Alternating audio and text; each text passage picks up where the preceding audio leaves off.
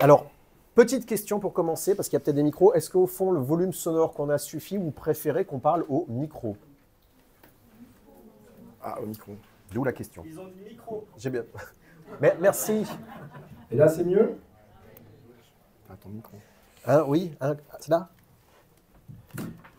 Super. Ça va être compliqué. Donc. Non, mais ça devrait aller. Bonjour. Attends, est-ce qu'on passe avec ça? Ça marche, le micro? Oh putain. C'est bon, il y a la distance. Bah, super, formidable.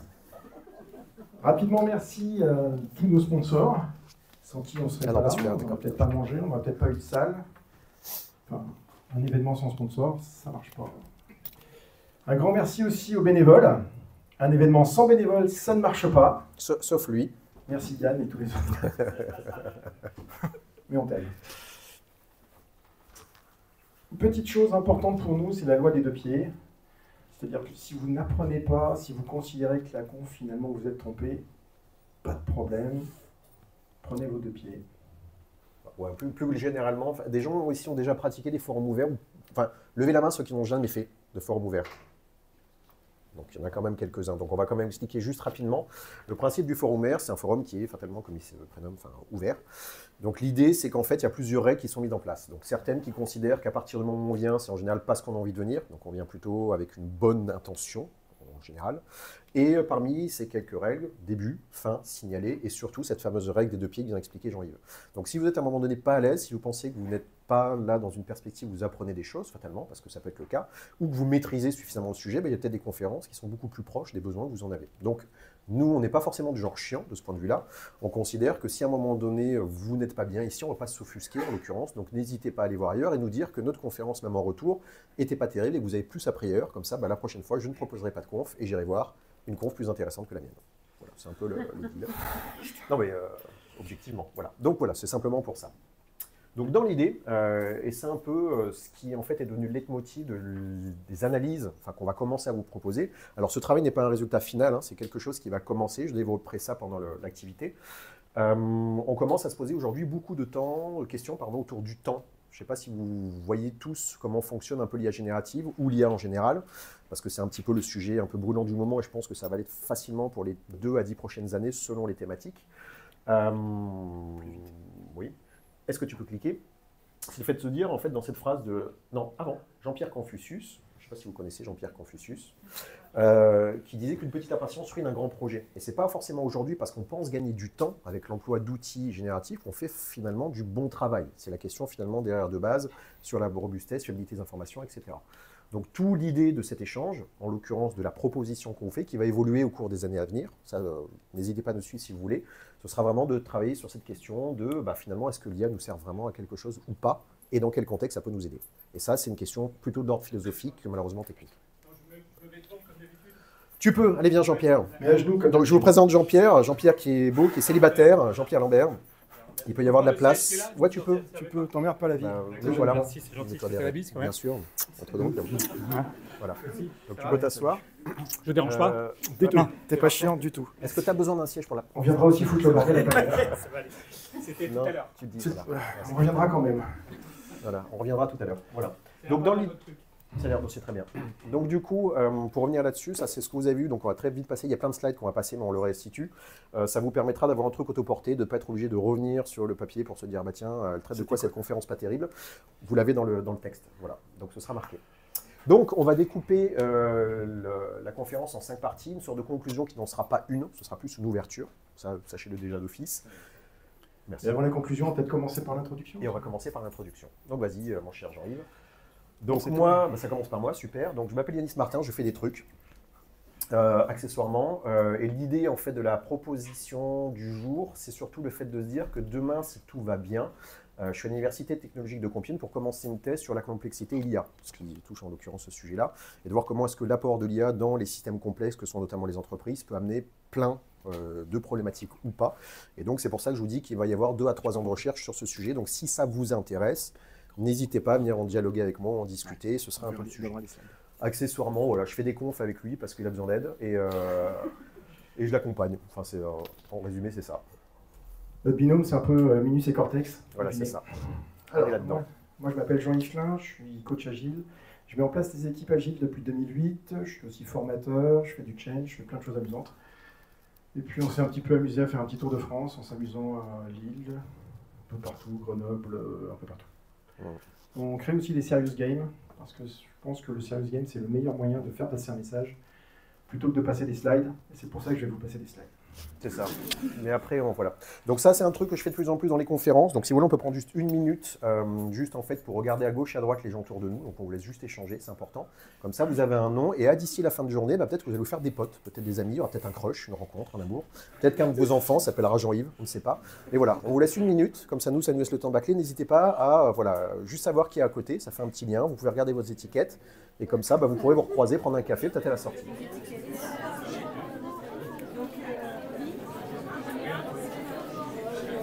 Non, mais ça permet, tu vois, de créer Ouais.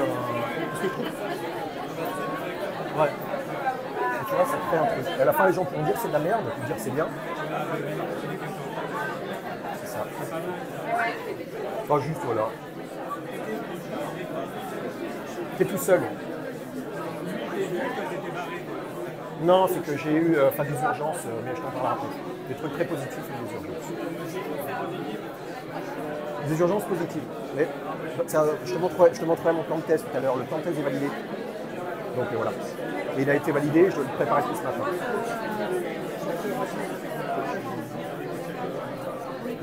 Quelqu'un lève la main, tout le monde lève la main et on fait silence. Voilà, c'est ça. C'est comme ça qu'on récupère très rapidement l'audience. Donc là, en fait, juste, je me permets une petite parenthèse et après on ira vraiment dans le vif du sujet de la conférence. Mais c'est ça, c'est cette notion de temps. Est-ce que certaines personnes sont frustrées d'avoir été coupées en cours de discussion? Voilà. Est-ce que vous aurez préféré parler avec de l'IA pour savoir ce que faisait le voisin? Question bête, hein. Enfin, voilà. Donc je préfère l'humain l'IA, voilà. C'était l'illustration. On peut passer à la conférence. Il était temps. Gestion de portefeuille classique, monsieur. Donc j'ai été aussi très longtemps chef de projet, directeur de projet, et quand on intervient dans un portefeuille de projet classique, structuré, avec l'organisation qui va avec, vous allez vous retrouver avec une normalisation des informations à communiquer, une normalisation du portefeuille, c'est-à-dire que vous devez avoir pour chaque chef de projet le même compte-rendu qu'il doit faire toutes les semaines, avec une structuration à la fois des documents, du vocabulaire, des KPI, ces fameux jolis petits points théoriquement verts qui étaient un petit peu rouges devant, qu'on appelle des indicateurs pastèques, qu'on communique à tout le monde en se disant pourvu que ça passe, et en espérant bien fort que le collègue dira j'ai un problème, le projet ne pourra pas être livré, et tout le monde va lui dire c'est de ta faute. Parce que c'est de votre faute. C'est normal. Sachez-le. Donc quand on veut centraliser toutes ces décisions, quand on met en place un PMO, vous avez plein de certifications qui peuvent aider, la PMP, plein de choses amusantes, si vous voulez aller loin dans le pilotage de la certification, le pilotage de portefeuille de projet. On va continuer là-dessus. Tout à fait. Donc là, c'était juste pour voir ce que c'était que la gestion de portefeuille. Là, on va s'intéresser plutôt aux IA et après, on verra quelques cas d'école, etc. Donc, là, vous avez plusieurs définitions ou questions posées sur qu'est-ce que c'est l'intelligence. Est-ce que quelqu'un, aujourd'hui, est capable, en un mot, juste un mot, qui lui viendrait en tête le premier, de parler, mais ça, c'est vite fait pour vous. C'est quoi l'intelligence pour vous? Ouais, d'accord, ok, darwinisme, évolutionnisme. Ouais, sinon, c'est le quotient intellectuel, selon... il y a deux définitions. Une intelligence, c'est pas que le quotient intellectuel. Non, mais c'est pour ça que je dis voilà. qu'il y a bien du cadre. Est-ce que d'autres personnes ont des idées ou ajouts? Enfin, de toute façon, on s'en fout en indigestion, vous pouvez dire ce que vous voulez, personne n'écoute. L'intelligence, c'est l'habilité à la perception. Perception, ouais, ok. Faire des connexions? Ouais. Oui, connexion entre différentes connaissances. La connaissance sans connexion, ça s'appelle un dictionnaire. Évolution permanente? Ouais, aussi une évolution, tout à fait, du fait de l'extérieur, justement. Ouais. Donc tu peux cliquer, normalement, il y a... Ouais, super, effet spécial. Donc là, vous verrez, ce sera partagé dans la presse, donc s'il manque des choses, on vous le dira. L'idée, c'est de se dire en substance, en fait, quand on commence vraiment à discuter sur les questions qui vont des sciences cognitives, etc., il n'y a pas une définition, il y en a plein, en fait, parce qu'il peut y avoir les quotients, justement, intellectuelles, mais aussi les quotients émotionnels, est-ce qu'on a intelligence artistique? Je crois qu'il y a 6 ou 7 ou 8 catégories dites d'intelligence. Donc là, aujourd'hui, c'est là où ça devient vraiment intelligent, on parle d'intelligence artificielle, c'est super. Est-ce qu'on est déjà en capacité de expliquer synthétiquement, de manière, je dirais, consensus, c'est quoi l'intelligence humaine? Voilà. Donc là, je peux vous mettre au défi d'aller en discuter avec n'importe quel philosophe, j'en sais rien, neuroscientifique, etc. sur le sujet. C'est très très compliqué de voir ça. Donc l'intelligence artificielle, et c'est là où on va un petit peu étudier ça, ça n'est rien ni plus ni moins qu'une thématique qu'on crée, un peu la mode. J'ai une question pour ceux qui sont tout au fond. Est-ce que vous voyez les 4 lignes bleues vertes ou pas du tout? Non, c'est pour ça. Donc ce sera partagé. Mais c'est marqué en substance autant définition d'intelligence de science, enfin de l'intelligence, pardon, que de science qui en parle. Comment définir l'IA? S'il est difficile de cerner celle qui nous caractérise normalement. Et c'est une question, enfin vraiment, je pense, importante sur le sujet. Donc en passant là-dessus, sur Internet, ce qui nous différencie aujourd'hui d'une machine, c'est, vous savez, cette espèce de truc qu'on va cliquer, en cliquant sur la bonne image, on sait reconnaître les codes couleurs. Voilà. Donc est-ce qu'aujourd'hui, c'est ce qui caractérise l'humain d'un point de vue machine? Oui, c'est ça. Donc aujourd'hui, on est juste là pour dire qu'on est humain parce qu'on a cliqué sur le bon captcha. Voilà. C'est un peu chiant, mais en l'occurrence, c'est comme ça qu'on peut reconnaître un homme aujourd'hui. L'IA peut, ça c'est ce que tu avais marqué en fait, mais rajouter en fait en disant voilà, il y a des modèles construits, mais celle-là, on va le développer maintenant. Voilà. L'un des modèles les plus connus quand on va vous parler d'intelligence artificielle, c'est de se dire que l'IA va vous permettre et va vous prédire la suite d'une vidéo. C'est-à-dire que vous lui injectez un modèle fait de plusieurs vidéos, vous allez mettre 30 secondes de vidéo et vous allez entraîner votre IA pour lui poser une question, de lui dire est-ce que dans la prochaine image, n'y aurait-il pas un animal? Donc d'abord, vous allez lui injecter énormément de vidéos, quelque chose comme 2000 vidéos, sinon votre IA va être un petit peu compliqué. Sur chaque vidéo, vous allez devoir pouvoir dire, attention, cette vidéo-là, elle comporte tel animal, tel animal, tel animal. Donc, vous allez qualifier chacune de vos vidéos. Et ensuite, vous allez enfin la tester. Une fois que vous lui avez appris quelque chose, vous allez commencer à reprendre d'autres vidéos pour lui dire, bon, est-ce qu'elle dit vrai ou est-ce qu'elle dit faux? Pour améliorer votre modèle. Et derrière, l'objectif, c'est de pouvoir faire mieux que l'homme. Sinon, ça n'a aucun intérêt d'avoir d'IA. Donc, si on part du principe qu'on a déjà un chef de projet qui pilote le portefeuille de projet, qu'est-ce que l'IA pourrait apporter? Faire moins cher? Faire plus vite? Ou faire avec plus de connaissances? L'intérêt, c'est qu'un chef de projet un petit peu senior aura justement ses 10 ans, ses 20 ans, ses 30 ans d'expérience qui pourront l'accompagner dans la prise de décision, dans l'émergence de catégories de risques, où il va pouvoir se dire, ça je l'ai déjà plus ou moins vécu, ça va donner ça. L'intérêt de l'intelligence artificielle, c'est que justement, en injectant 2000 références de projet, vous allez pouvoir ressortir par émergence tel ou tel risque potentiel. Alors, ce qui est rigolo, alors j'aime bien ce truc, je le repartage toujours quand je fais des conférences sur l'IA, j'en fais de plus en plus régulièrement, c'est les choses qui vont de plus en plus vite sur Terre. Donc en fait, ce que j'aime bien, c'est qu'en fait, vous avez le guépard, qui est un animal qui court très vite. En l'occurrence, si jamais vous devez faire un jour la course dans la jungle avec un guépard, je pense qu'il y a de fortes chances que vous soyez croqué en un temps très court. Je ne vous souhaite pas cette expérience, ça fait mal. Un vol d'oiseau, d'avion, en l'occurrence, elle va encore plus vite, à vitesse de la lumière. Et en fait, aujourd'hui, on a des gens qui deviennent experts en intelligence artificielle. Alors ça va très très vite. Je ne sais pas si vous voyez ça sur des formulaires, vous savez, ou des trucs sur, notamment, LinkedIn. Les gens sont sur LinkedIn. Des gens ont vu la proposition l'exposition, enfin c'est pas l'explosion d'experts en fait en IA qu'il y a depuis quelques temps. Ah, voilà, bon, alors est-ce qu'ils sont vraiment tous experts? Je ne sais pas, il y en a des très très performants là-dedans. Est-ce que dans les faits, ces personnes apportent vraiment quelque chose au savoir sur l'intelligence artificielle aujourd'hui? Je ne suis pas tout à fait sûr que ce soit le cas. Donc je vous conseille de vous rapprocher de plein de laboratoires en France, à Compiègne par exemple, en fait à Avignon, l'IA, etc., où il y a des gens très très compétents sur ce sujet qui donnent de véritables informations là-dessus. Passer du temps sur un outil type IA génératif en expliquant quoi faire du prompt, n'importe qui dans cette salle, en passant 1 heure ou 2 heures, a en capacité de développer un prompt à peu près solide sur quelque chose, ou en tout cas de savoir où se former. Donc l'idée de cette conférence, pareil, qui est une base, on vous donnera, si ça vous intéresse, des sites, des références, où aller chercher ça. Et c'est justement tout l'idée de se dire en quoi est-ce que ces activités d'IA générative peuvent vous faciliter une partie du travail ou pas, comment dire, d'informaticien, de chef de projet, etc. Et comme on a vécu le agile bashing, ouais, c'est pas mal ça. Vous avez le greenwashing et maintenant vous avez l'IA washing. C'est ça. l'IA. Donc on va rebrander un ancien compagnon et maintenant ça s'appelle de l'IA. Un truc pour faire des macros, ça va devenir de l'IA. Mais ça s'appelait des macros avant. Hein. Enfin, je sais pas, vous avez certains d'entre vous fait des macros? C'est pareil. Hein. Enfin, je veux dire, la limite entre aujourd'hui entre une macro et l'IA, ça c'est rien. Enfin, je veux dire, n'importe qui peut faire une macro, passer du temps. Développer quelque chose, l'IA va vous aider à le faire, mais n'importe qui peut développer une macro de pilotage de projet en 2 minutes sur Excel. Enfin, 5 minutes. 5 minutes. Je suis désolé, j'ai mis le nom d'une marque. Mais bon. Mais ils sont sympas. Et si tu cliques, il y a un truc normalement qui est censé apparaître, je crois. Yes, cela dit, les experts qui ont essayé l'agilité et le DevOps vont peut-être quitter pour partir vers l'IA. Et là, c'est génial, parce que ça veut dire qu'on aura moins de gens un peu ronflants et gonflants dans le milieu de l'agilité. Donc ça, c'est cool. Et pareil dans le DevOps. Donc là, je vais me faire des ennemis. Bon, c'est gratuit, mais tant pis, c'est pas grave. Mais ça, voilà, ça peut être une aubaine. C'est une question ouverte. Est-ce que c'est pas une aubaine aussi de voir des gens qui partent vers les nouvelles modes et qui laissent l'agilité où elle était censée être à la base, en fait? Avec des gens qui ont envie d'en faire. Notamment. Donc là, l'outil de la base de la data science, là, on va faire sur des trucs peut-être voilà, un peu plus structurés sur l'approche. C'est de ne pas oublier que déjà à la base, l'intelligence artificielle, beaucoup de gens voient ça comme un truc de ronflant, etc. C'est moderne, les LLM.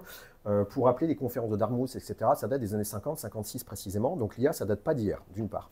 Deuxième point, en fait, c'est des enrichissements de modèles faits par souvent des gens qui sont des mathématiciens, donc la coche à droite. Je ne sais pas si dans vos entreprises, il y a des groupements de data scientists, data engineers, etc. Donc c'est des gens en général un peu chiants.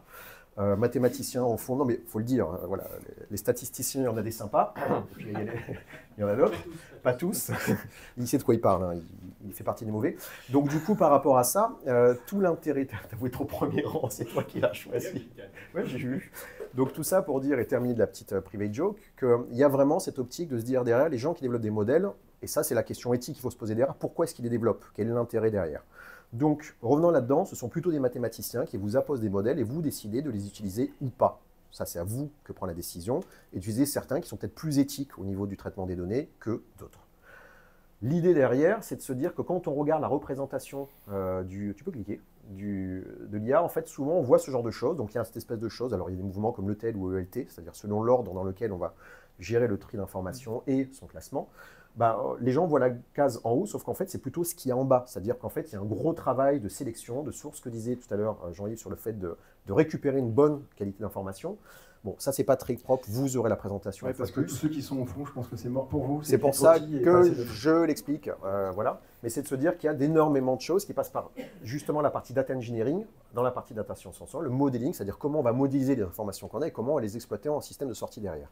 Donc là où, première partie, et ça c'est la chose la plus agréable pour nous en tant qu'utilisateurs, on utilise des outils comme ChatGPT, pour le citer, qui sont des choses super intéressantes. Par contre, il faut bien se poser la question de l'entraînement du modèle qu'il fait. Et là, il y a des choses moins éthiques qui sont faites par des personnes dans des pays pas très très riches qui sont exploitées là-dedans. Donc il faut vraiment penser, quand on utilise ces outils, qu'il y a derrière des gens, des petites mains, des fois, en fait, qui travaillent sur ces outils-là. Donc les utiliser, à bon ou mauvais escient, c'est aussi, dans certains cas de figure, être un petit peu coupable aussi de ces emplois-là. Responsable. Chacun sa terminologie. L'idée de fond reste quand même de réfléchir ça d'un point de vue de gouvernance de la data et de l'IA. Et ça, aujourd'hui, ce sont des choses, dans les expériences que j'ai d'accompagnement de l'IA, qui sont assez mal vues ou comprises ou appréhendées. Je ne vais pas développer ça parce que ce n'est pas le sujet, mais j'accompagne quelques entreprises dans une orientation de gouvernance de la data et de l'IA. Et on se me retrouve souvent avec des gens qui disent « bon, c'est super, hein, on a fait un data lake, data warehouse, on a mis tout ce qu'il fallait au niveau des données, on a mis en place les systèmes algorithmiques, ça forme du feu de Dieu, c'est super, hein, okay, et on n'a pas de use case. Donc là, on vient de claquer 2 millions d'euros pour mettre un truc qui tourne, mais aux petits oignons, mais ça ne sert à rien. Alors vous rigolez, bon, c'est drôle.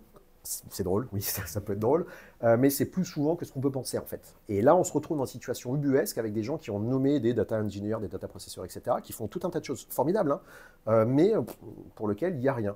Et là, aujourd'hui, la question du chef de projet, c'est un peu ce qu'on va développer maintenant, mais est-ce qu'on a vraiment besoin d'outils d'IA dans notre chefferie de projet? Pas forcément. Est-ce que ça peut, dans certains cas de figure, nous aider? Oui. Est-ce que c'est un outil accepté ou pas? Ça, c'est vous que ça regarde en quelque sorte. Et jusqu'où ça peut nous aider? C'est ça. Flac! Donc, question ouverte. Donc ça, j'ai assisté à un colloque la dernière fois de la PEC qui était assez intéressante, qui montrait en gros justement les statistiques d'IA générative utilisées en entreprise. Donc ça, c'est assez intéressant. Et moi, celui qui m'intéresse plutôt plus dans toutes ces caractéristiques, c'est celle en bas où c'est marqué 68%. Donc pour les gens du fond, c'est 68% sont les Français qui utilisent l'IA générative, dans leur entreprise sans le dire à leurs équipiers ou leurs managers. Donc, à votre avis, si on utilise ça, est-ce que ce sont des outils qui sont référencés dans l'entreprise ou qui sont à l'extérieur de l'entreprise, comme ChatGPT par exemple? Shadow IT. Oui. Shadow IT. Et est-ce qu'il est important de mettre des informations peut-être confidentielles de l'entreprise dans un truc de l'extérieur qui... Voilà, question en abîme. Je vous laisse y réfléchir, je n'y répondrai pas, mais c'est aujourd'hui l'utilisation qui est observée dans les entreprises.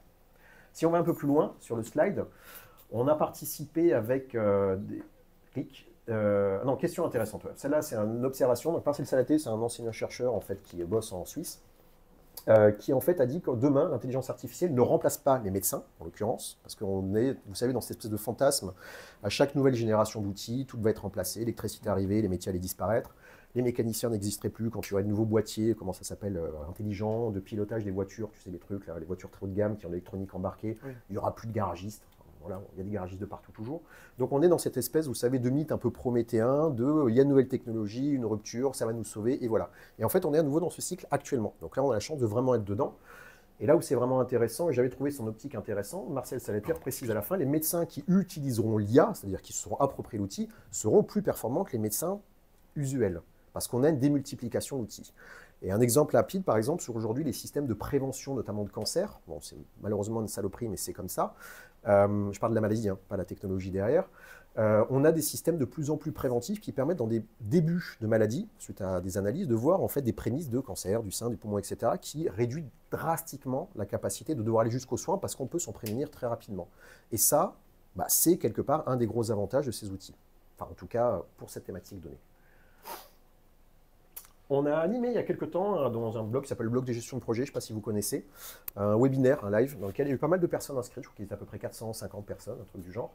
Et on a profité de la participation de ces gens pour commencer à poser des questions sur quels étaient les gens ou typologies de gens présents, des gens comme vous, chefs de projet, product owner, scrum master, etc.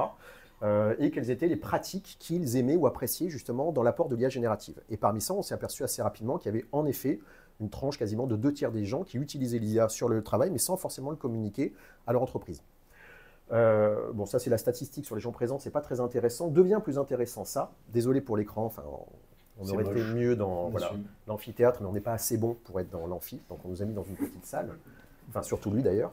Et donc, au niveau de la gestion de projet, ce qui ressort, c'est on est quand même là pour aider à la gestion de projet. Donc, c'est normal, on pose la question à des chefs de projet. Hein. Mais ce qui est très important au niveau des fréquences de réponse, c'est l'automatisation des tâches. On a beaucoup de tâches qui nous ennuient, qui ne sont pas peut-être productives, qui sont parasites. Et en fait, à l'image des infirmières qui ont exactement la même demande, on passe plus de temps à faire l'administratif que vraiment en fait, notre travail de coordination, d'animation, de discussion. Et en fait, c'est vraiment ce qui ressort, mais massivement. Je crois que c'était 75%, un truc comme ça. 75% des gens qui ont répondu sur ça, ce qui fait un bon presque un tiers. Amélioration de la productivité, toujours pareil, gagner du temps. Analyse de données pour prendre de meilleures décisions, ce qui se réduit au fur et à mesure, pour arriver après avec des choses sur la formation, la collaboration, la communication. Et j'étais assez surpris, c'est justement un des slides qui intervient après, d'avoir des personnes qui disent « l'IA m'aide à mieux communiquer » parce que je suis un peu handicapé.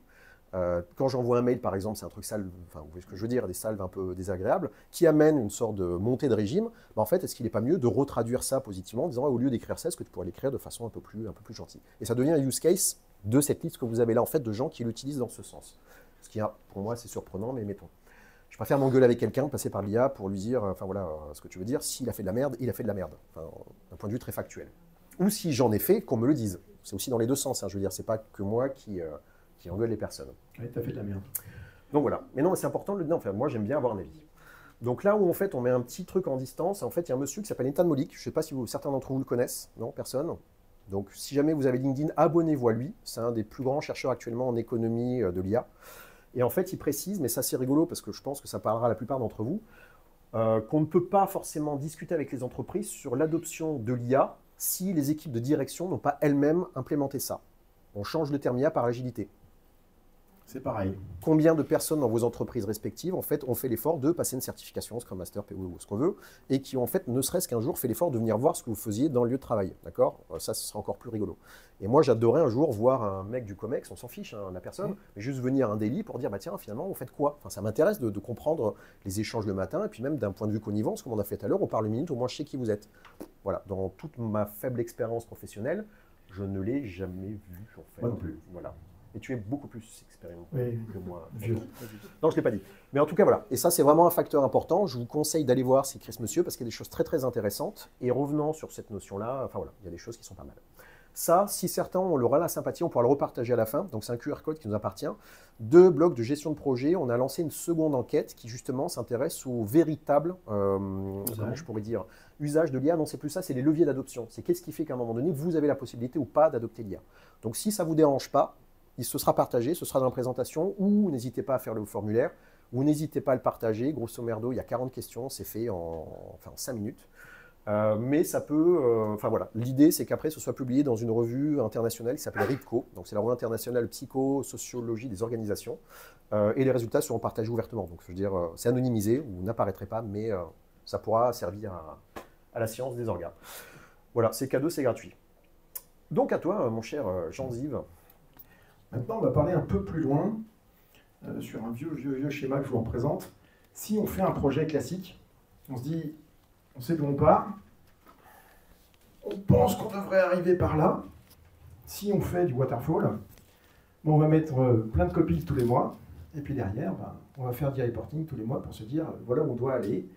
Et derrière, le problème, c'est que plus on avance, plus la solution dégrossit, Et potentiellement, on arrive à un endroit qui n'était pas prévu et qui était surtout là où il ne fallait pas aller. On est trop loin de la solution. Si on fait de l'agile, ben, la même chose, on va faire des sprints. Sauf que comme on fait des sprints, et ben derrière, on va pouvoir pivoter. Et derrière, on va avancer.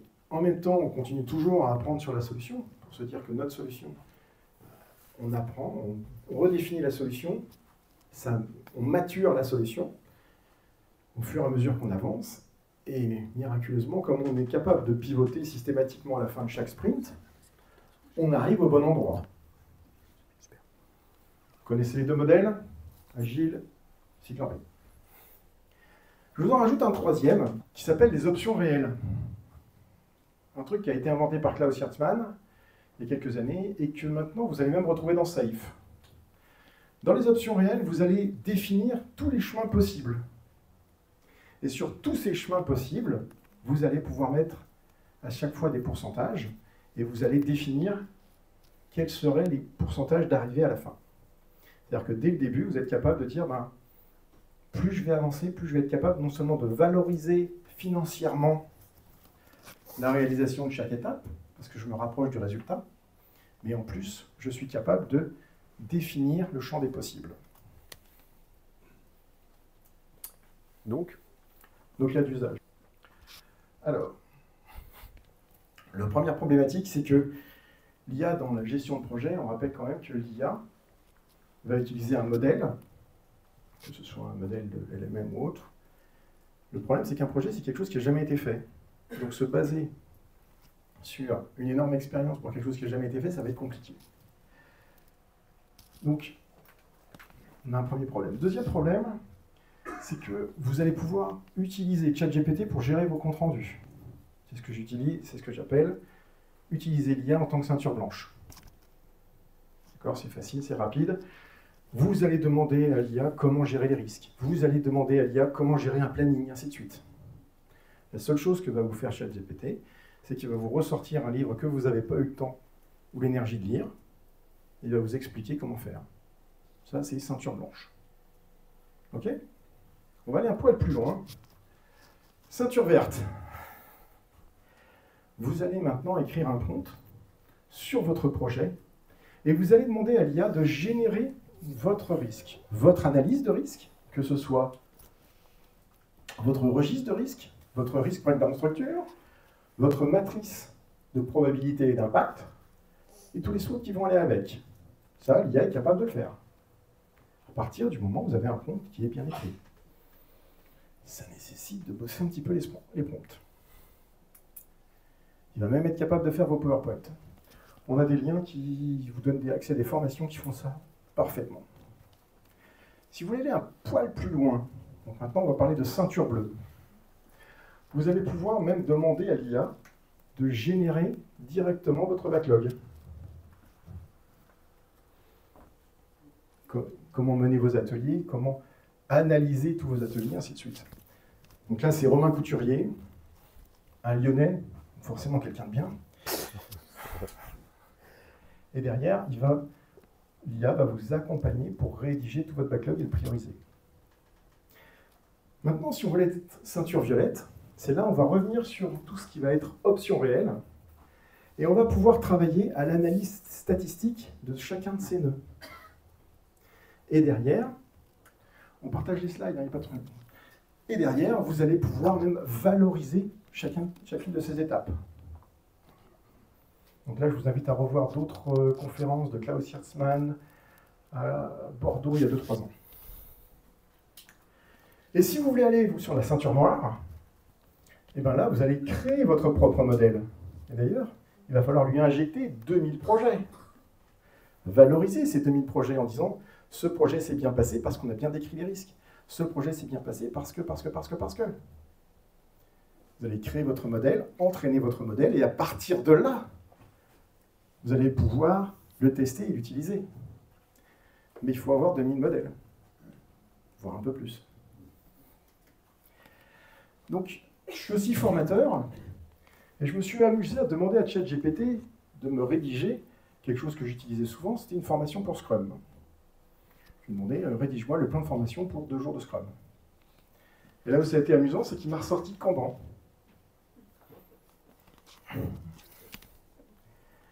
Parler de Kanban dans Scrum, ça m'a paru étonnant, mais finalement, ça a un intérêt.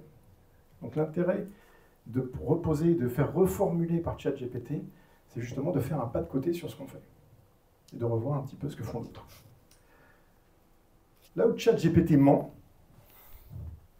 je me suis amusé avec des étudiants, je leur ai demandé décrivez-moi et comparez-moi pour le chef de projet, le Scrum Master, le PO et l'équipe.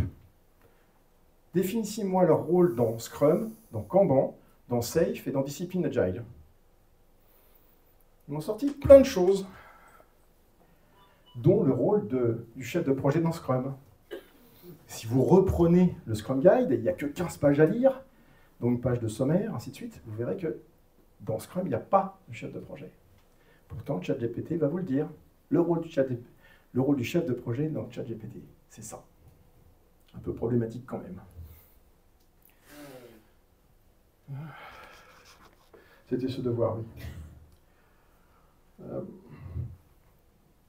L'énorme avantage, c'est que justement, en tant que manager, de coach, vous allez pouvoir avoir accès à énormément de choses dans ChatGPT. C'est vraiment une bibliothèque vivante. Et c'est, comme l'a dit Yanis tout à l'heure, ça peut être votre assistant communication. Je connais des belles entreprises françaises qui, justement, maintenant, toute leur com, c'est remouliné par ChatGPT, officiellement. Non. Je peux improviser. Hein. Improvise. Alors là, il y a des points avec des étoiles qui disent des choses. Si, on l'a écrit à deux. Excuse-moi. Non, mais c'est pas grave. Mais bon, le résumé, là, je viens de dire rapidement en diagonale, mais c'est en effet dire que ce genre d'outil, en fait, devient quelque part un assistant. Enfin, c'est un peu l'idée qu'il peut y avoir à l'intérieur. Non, mais c'est vrai. Amélioration de la communication, gérer proactive. Donc, c'est la synthèse des trucs qu'il a montré avant. Et tout ce qu'on vient de dire. Mais voilà, c'est un peu le slide de synthèse. Donc, tout ce que vous avez entendu avant, vous pouvez le mettre de côté. Vous relisez que ce slide, ça vous fera gagner du temps, vu qu'on parle justement de gagner du temps. Et c'est là où, en fait, on va arriver sur un peu, moi, la limite de perception de ça. C'est qu'en effet, gagner du temps, c'est bien.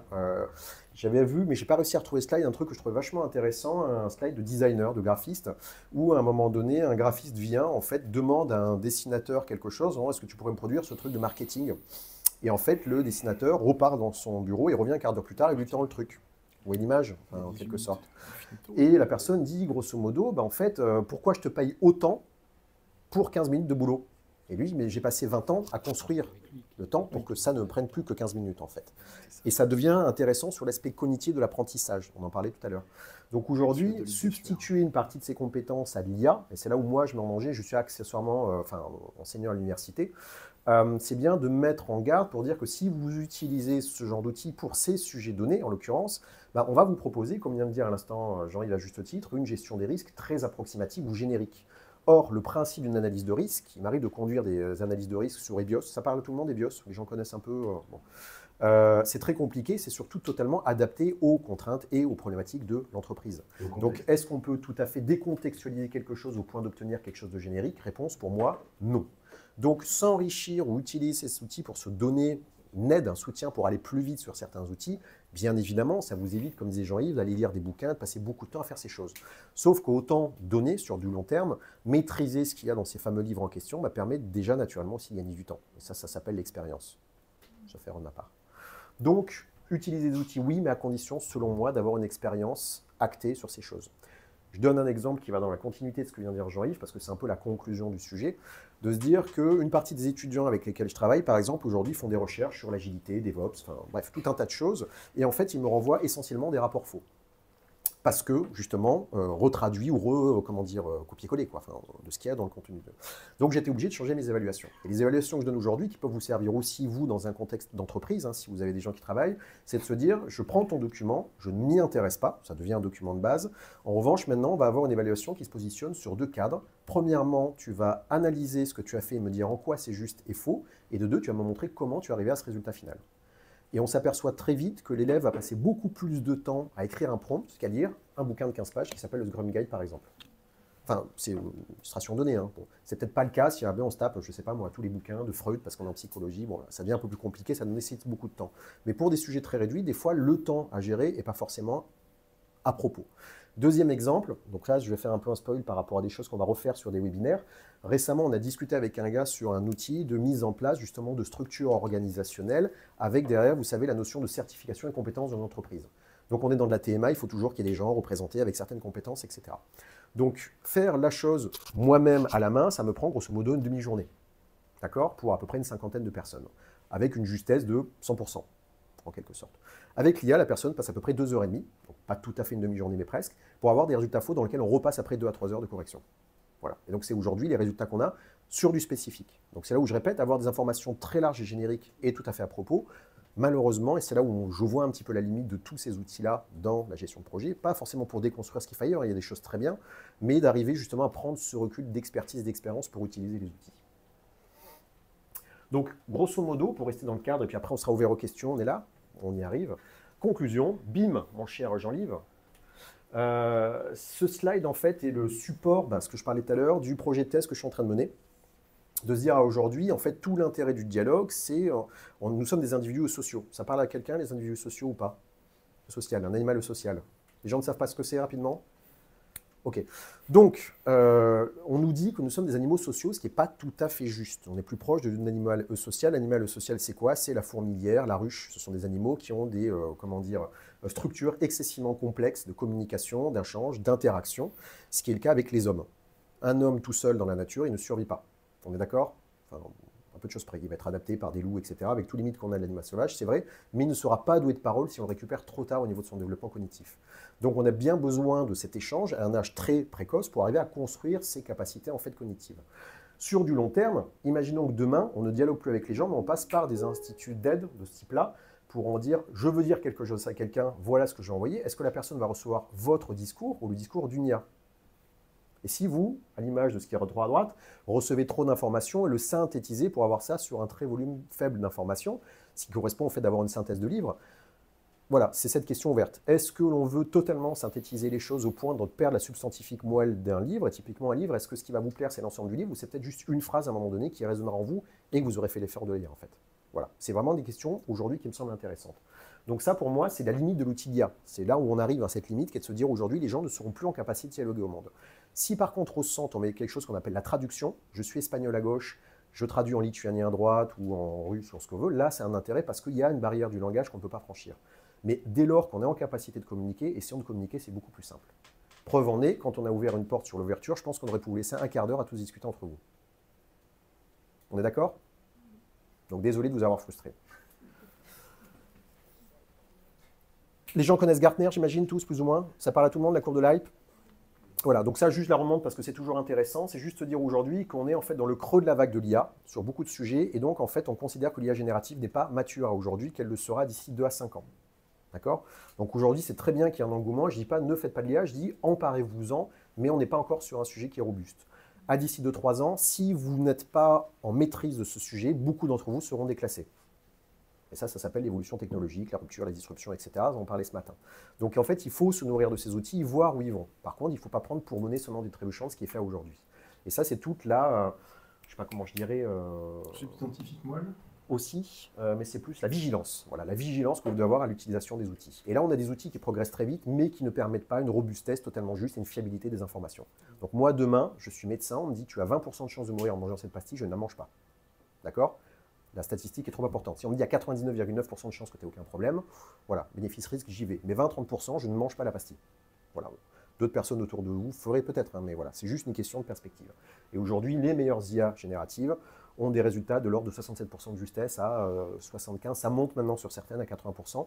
Mais le LLM, la conception des LLM fait qu'il y aura de toute façon toujours une marge d'erreur. On n'arrivera jamais à un résultat 0%. Enfin, voilà. Il y a des articles scientifiques qui sortent assez régulièrement à ce sujet. John McCarthy, certains d'entre vous connaissent ou pas? Non? Les gens ne connaissent pas John McCarthy? Donc ce petit bonhomme, en fait, a juste inventé le concept de l'IA générative en 1956. Enfin, l'IA d'ailleurs, ce n'est pas générative, mais c'est l'IA au sens global. Et récemment, il y a une vingtaine d'années, il avait été interviewé en disant « Mais finalement, pour toi, c'est ce que c'est l'AI, en fait, l'IA ?» Donc en fait, il expliquait dans un premier temps que l'IA, c'était simplement un terme marketing qu'il avait choisi, en rigolant bien, en disant bah voilà, on s'est bien foutu de leur gueule, mais à un moment donné, il fallait trouver des subventions. Donc on en a trouvé, ça c'est validé, c'est super. On aurait pu appeler ça intelligence augmentée ou assistant, enfin peu importe. Mais c'était vraiment l'optique derrière. Et ce qui est vraiment intéressant, c'est qu'en fait, aujourd'hui, est-ce que quelqu'un dit, quand vous allez par exemple à Paris, dans la ligne 14, nous sommes dans un métro piloté par de l'IA. Vous vous dites ça au quotidien ou pas? Tout le monde s'en fiche. Vous prenez un train automatique. On est d'accord? Ou un métro, ou peu importe. Quand on utilise Siri, certains d'entre vous utilisez des assistants vocaux. Vous savez que c'est piloté par de l'IA, j'imagine. Est-ce que vous dites, j'utilise mon téléphone piloté par de l'IA? Non, on utilise un assistant vocal. Donc c'est vraiment ce qui ressort de cette phrase, en disant à un moment donné, dès lors que c'est vraiment rentré comme un usage quotidien des gens, ben ça lui donne un autre nom. Donc peut-être que l'IA générative, dans quelques temps, s'appellera un assistant d'écriture ou autre chose. J'en sais rien, mais c'est ce vers quoi est en train de se développer ce modèle. Très bonne conclusion, sinon la meilleure. Il n'empêchera pas que si vous êtes mauvais chef de projet, vous produirez des mauvais projets avec de l'IA. Donc posez-vous déjà la bonne question de savoir si vous êtes des bons chefs de projet, ou des bons Scrum Masters, ou des bons Product Owners, ou des bons, je sais pas moi, qu'est-ce qu'il y a comme d'autres, un bon RTE, un bon DevOps, enfin, un mec sympa. Un bon pilote de portefeuille de projet. Par exemple. Et c'est là, en fait, où vous verrez que ces modèles entraînés, comme le précise Jean-Yves, s'ils sont mal entraînés dans des entreprises où il y a des biais d'utilisation quotidienne de certaines pratiques, des choses qui sont mises de côté. Si on parle vraiment de chefferie de projet, à quand on remonte, par exemple, comme dirait Jean-Yves, la dernière fois, vous avez fait un pilotage, je sais pas, une courbe en S, par exemple, sur un diagramme tentant. Ouais, pilotage des coûts. Pilotage de votre projet par les coûts, une courbe en S. Est-ce que quelqu'un l'a fait récemment? Wow. Non, personne. Pilotage de risque assez précise, en fait, en passant vraiment sur les matrices de risque poussées sur les projets. La petite matrice que je vous ai montrée, impact, tout ça. Donc, sur tout le monde. Il y en a une qui a dit 2, 3, waouh, ça clash. Donc, on fait partie quand même des choses où si jamais vous lisez l'ensemble des référentiels, hein, PMP, Prince2, etc., on est obligé de faire une analyse de risque du projet. Enfin, on est d'accord. Enfin, on n'est pas obligé. Tu as passé la certif qui t'explique que tu devrais faire. Oui, mais dans ce cas-là, enfin bref, on peut faire un long débat philosophique, mais pour moi, voilà, ce sont des choses qui doivent être quand même positionnées. Donc, en substance, à aujourd'hui, une partie des pratiques éludent les choses qu'on est censé faire, normalement, si tu préfères, ou qu'on devrait faire dans un projet. Au point de, justement, peut-être devenir remplaçable par les machines parce qu'on fait des tâches réduites. L'énorme problème qu'on a, c'est que si on veut se baser sur 2000 projets et constituer notre modèle avec, il faut déjà repositionner, de se dire, ben, tel projet, au fait, officiellement, c'était une réussite. Est-ce que c'était vraiment une réussite? Je suis passé par des entreprises où on réussissait tout. On en parlait tellement fort ailleurs que c'était génial. Et quand on allait voir les équipes, ben, en fait... Donc, il faut déjà être honnête vis-à-vis de soi-même et vis-à-vis du modèle pour se dire que ben, tel projet s'est bien passé parce que, tel projet s'est mal passé parce que, a posteriori. C'est ça. Déjà, la condition de faire un Rex. Voilà, combien de fois vous faites un post-mortem sur un projet, en toute honnêteté, en toute transparence, une petite valeur agile, un truc sympa. Voilà. Si vous n'êtes pas transparent avec votre modèle, vous êtes mort, parce que vous êtes en train d'entraîner un modèle qui va être faux. Et il va vous dire d'être faux. Pas de problème. Donc en substance, donc ça c'est juste pour le petit partage de connaissances, ouais, on a fini de toute façon. Si jamais vous avez vraiment du temps à perdre, venez nous voir. Venez nous voir, enfin, on ira boire des bières, c'est sympa. Ça tu couperas au montage. Autrement, il y a ce petit bouquin en fait, que je vous conseille de lire, qui est à peu près accessible, un autre qui est un peu plus simple, qui s'appelle Cybernétique et Société. Norbert Wiener, en fait, donc rien de plus ni moins qu'en 1948, a créé les bases de la cybernétique post-Seconde Guerre mondiale, suite à toutes les questions autour d'Enigma, des machines de calcul, etc. Et en fait, ce livre est hyper intéressant parce qu'il permet de comprendre comment fonctionne, sous-entendu, un cerveau humain, comment on a mis en place des systèmes de capteurs dans l'informatique moderne pour comprendre comment ça marche. Donc pour les gens qui bossent dans l'IT, c'est-à-dire agilité plutôt dans l'IT, ici, ouais, quand même un bon paquet, des gens ont lu ce bouquin ou personne jamais de la vie, d'accord. Donc moi, je ne suis pas très vieux, si vieux, j'ai 42 ans cette année, si je suis vieux, donc je suis vieux et tout pourri. Donc j'ai 42 ans, je viens de comprendre en fait ce que je faisais dans ma vie professionnelle depuis 20 ans grâce à ce bouquin. Juste pour donner une image, il était temps. Mais vraiment, ça permet de vraiment contextualiser pourquoi est-ce qu'on a pensé les systèmes de calcul pour tendre vers quelque chose. Et ça, en fait, revenons sur l'IA, ça peut être une très bonne façon de comprendre les enjeux derrière l'IA parce que ça vous expliquera comment c'est mis en place. Je ne dis pas que c'est une bible, attention, hein, ce n'est pas une science infuse, mais en fait, dans le milieu numérique des chercheurs, ce mec est un peu comparé Galilée, si ça vous parle, ou Copernic, ou Newton. Enfin, c'est vraiment un document majeur de l'informatique, mais pour autant qui n'est pas rentré dans le contexte des mortels, parce qu'une fois de plus, l'informatique, ça reste un outil magique, que les gens ne connaissent pas vraiment, ne comprennent pas vraiment. Tchouk. Voilà. Donc, si vous avez des questions, n'hésitez pas. Et on va y répondre. Si après, vous voulez rediscuter avec nous sur le sujet, on sera là jusqu'à ce soir. Donc, on est là avec grand plaisir. Le micro, je ne peux pas le temps, donc je répéterai ta question. Et, Le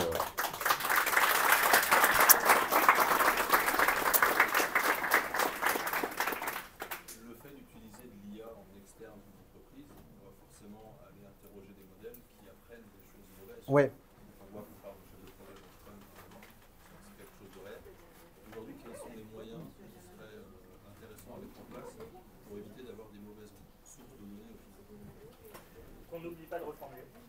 Alors on va reformuler. La question, c'est de se dire, en fait, aujourd'hui, il y a beaucoup d'informations qui sont mises un peu partout. Si on veut utiliser des modèles pour avoir des bonnes informations, quelque part, comment faire pour élaguer une partie de ces mauvaises informations? Même en réentraînant, si on a les mêmes données.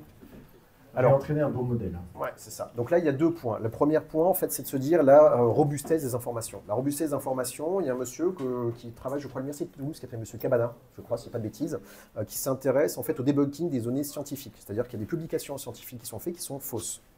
Donc, même dans les revues dites de PR, machin, etc., il y a des erreurs et on est obligé de passer par des revalidations, d'annulations finalement de publications scientifiques. Et c'est très compliqué, une fois qu'une revue est publiée, de dire on la dépublie. Donc pour donner une image, aujourd'hui, on va avoir en fait par exemple plein de questions ouvertes sur les théories complotistes, ce qui est un très bon exemple. Qui a raison en fait? Et c'est là où quand on n'a pas de consensus, si on prend par exemple la vaccination à l'heure du Covid, tous les débats ouverts que ça a amené, tout à l'heure on parlait du GIEC de la même manière, en fait des gens qui vont être encore platistes aujourd'hui, j'en connais, on se dit bon ok, pourquoi pas, mais peut-être qu'ils ont raison, peut-être que c'est moi qui ai tort, mais ça amène beaucoup de questions derrière en fait sur à partir de quand est-ce qu'il y a consensus sur les informations. Et ça, on peut le faire je pense à une échelle locale dans une entreprise, mais sur l'énorme volume de bases de données, typiquement on parlait de ChatGPT tout à l'heure, vous avez vu la dernière trouvaille d'Elon Musk, que j'aime beaucoup, qui a été une ouverture totale sur l'IA, qui amène une IA qui est complètement folle et qui fait n'importe quoi. Cette IA folle, en fait, a tous les biais cognitifs de la relation à l'homme aux informations. Donc, en fait, ils produisent ce que les humains produisent. Il y a eu quelques années, je ne sais pas si vous avez suivi, il y avait un modèle qui avait été mis en place par, en fait, un truc de chat qui a commencé à devenir xénophobe, raciste. Tail. C'était génial ça, moi j'avais assisté, j'étais mort de rire, c'est devenu tout de suite raciste. Et l'entraînement des modèles, c'était des archives qui notamment, sauf erreur de ma part, reposaient sur des échanges de personnes d'Alabama dans les années 50. Donc autant dire que c'était, enfin voilà, au niveau racisme, on était quand même pas mal. Donc on aura toujours ces problématiques-là et on ne pourra jamais purger totalement l'information, sinon ça voudrait dire refondre Internet en fait, si on veut vraiment retirer tout ça. Mais ce n'est pas possible. Donc c'est là où la seule façon qu'on a d'arriver à expurger ça, c'est de travailler sur des modèles réduits qu'on va quelque part customiser dans son entreprise. Et là, entraîner tout à fait. Et on arrivera à là avoir des résultats justes. Mais à aujourd'hui, c'est ça la problématique. Alors j'ai plus l'article en tête, je l'ai eu il y a une semaine. Je n'ai pas réussi à le retrouver. Enfin, c'est les flux LinkedIn qui n'en arrêtent pas. Imaginons que vous travaillez sur un projet ou des use cases qui traitent de la presse, par exemple, sur un sujet précis. On sait qu'il y a énormément de hoax sur Internet, donc on va forcément avoir de la data sale. Oui, c'est ça. Mais après, c'est là où il faut que des gens passent. Et c'est là où on parle de malheureusement les choses, les petites mains dans certains pays. Il y a des gens qui sont payés 3 centimes à l'arquette. Hein, voilà. Et on les fait expurger. Et c'est là où il y a tout un truc, et ça, là, il y a très peu de statistiques, ça commence à sortir, surtout les emplois un petit peu, je dirais, des petites mains de l'IA. Et éthiquement, c'est pas super cool. Alors si on rajoute les problématiques environnementales derrière, je crois que si on passe plus de 5 minutes à 10 minutes sur l'IA générative, on consomme 0,5 litres d'eau.